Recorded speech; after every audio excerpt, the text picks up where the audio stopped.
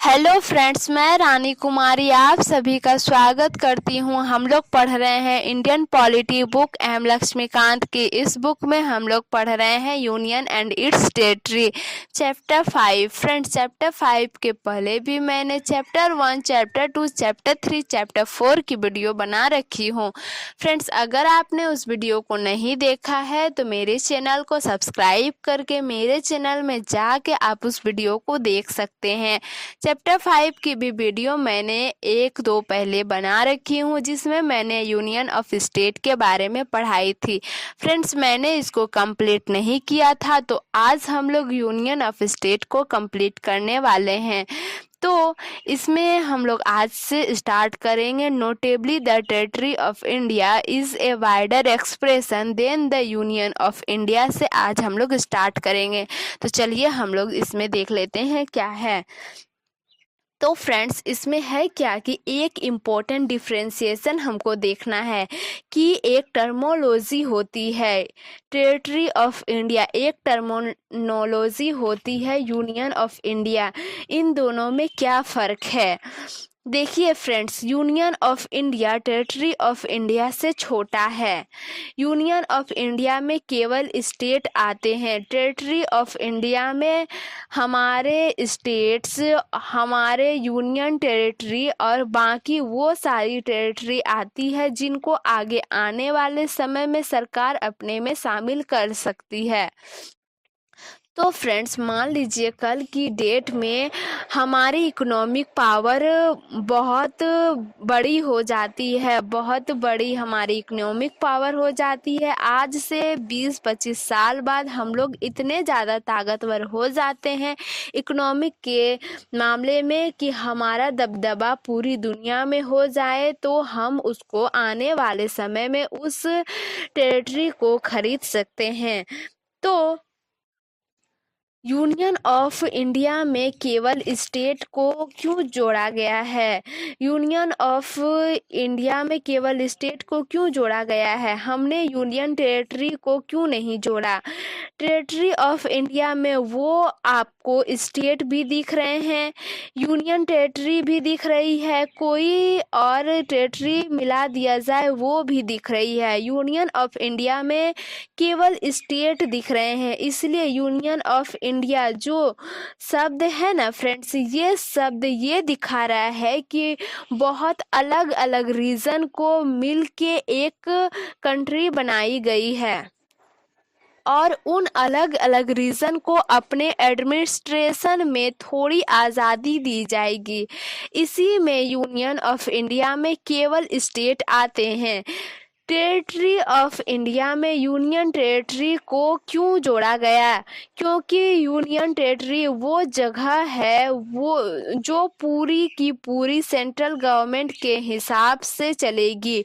तो वहाँ में सेंट्रल गवर्नमेंट जो चाहेगी बस वही होगा। लेकिन यूनियन ऑफ इंडिया में वो स्टेट हैं जो हमारे देश के अलग अलग रीजन को रिप्रेजेंट करते हैं, हमारे देश के अलग अलग कल्चर को रिप्रेजेंट करते हैं।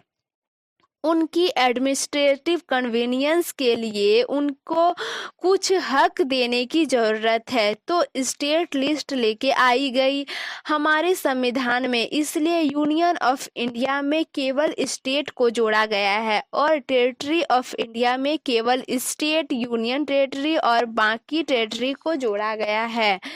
फिर जो हमारे स्टेट हैं वो हमारे फेडरल सिस्टम के एक मेंबर हैं।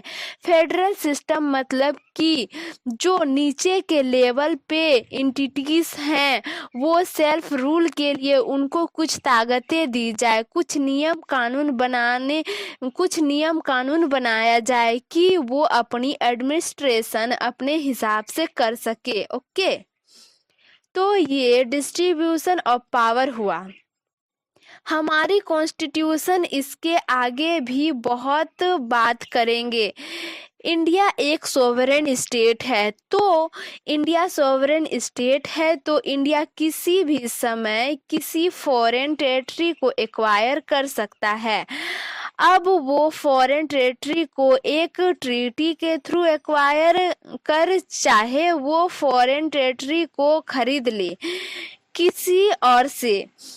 तो कल की डेट में हो सकता है बांग्लादेश एक छोटा सा इलाका इंडिया को दे दे। वैसे जल्दी होता नहीं है ऐसा वैसे जल्दी होता नहीं है ऐसा, फिर भी होता है। जैसे यूएसए का अलास्का देख लो, अलास्का वाले रीजन देखो, तो जो अलास्का वाला रीजन है वो पहले रसिया के पास था, रसिया के कंट्रोल में था, रसिया से खरीद लिया यूएसए ने। तो इस तरीके से हम भी खरीद सकते हैं अगर कोई बेचना चाहे तो। फिर कोई हमें गिफ्ट दे सकता है, हालांकि जमीन कोई गिफ्ट देता नहीं है, लीज पे दे सकता है, तो लीज पे भी हम लोग लैंड ले सकते हैं। फिर प्रीबिसाइड तो आपको पता ही है कि किसी एक जगह पे वोटिंग करा दी जाएगी और वोटिंग करके बोल दिया जाएगा कि ये इलाका इनका। मैं आपको समझाने की कोशिश कर रही हूँ, लेकिन कोई अपना लैंड देने वाला नहीं है।